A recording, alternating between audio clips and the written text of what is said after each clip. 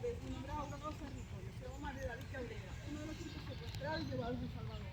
Exigimos libertad y la pronto regreso de nuestros hijos. ¡Libertad! ¡Libertad! ¡Libertad! ¡Libertad! ¡Libertad! ¡Libertad! ¡Libertad!